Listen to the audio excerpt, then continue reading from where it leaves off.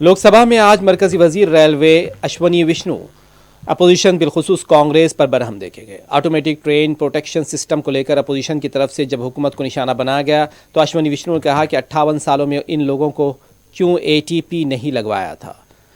इस दौरान अपोजिशन की नारेबाजी भी जारी रही। अध्यक्ष जी जो इस तरह से बोल रहे हैं वो उनको पूछिए कि वो 58 साल के अपने राज में 1 किलोमीटर पर भी ATP क्यों नहीं लगा पाए, 1 किलोमीटर भी ATP। आज ये प्रश्न पूछने की हिम्मत करते हैं। अपने कार्यकाल को देखें, अपने गिरेबान में जाके, अपने गिरेबान में पहले झांक के बताएं।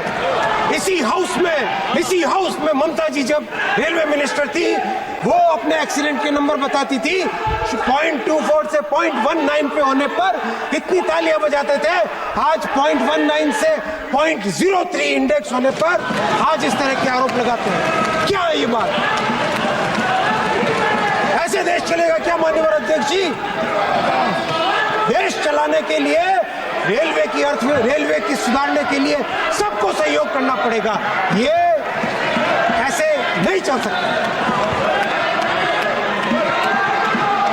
माननीय अध्यक्ष जी जब इतनी बात कर रहे हैं मैं एक और बात करना चाहूंगा।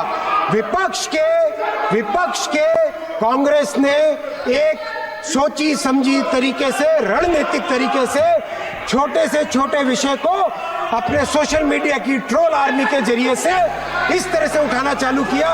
अयोध्या जी के स्टेशन में पुराने स्टेशन की पुरानी दीवार थी, वो जब थोड़ी सी उसमें डैमेज हुआ तो समाजवादी पार्टी और कांग्रेस के हैंडल्स ने उसको तुरंत उठाना चालू किया। इस तरह के झूठ से कैसे देश चलेगा माननीय अध्यक्ष?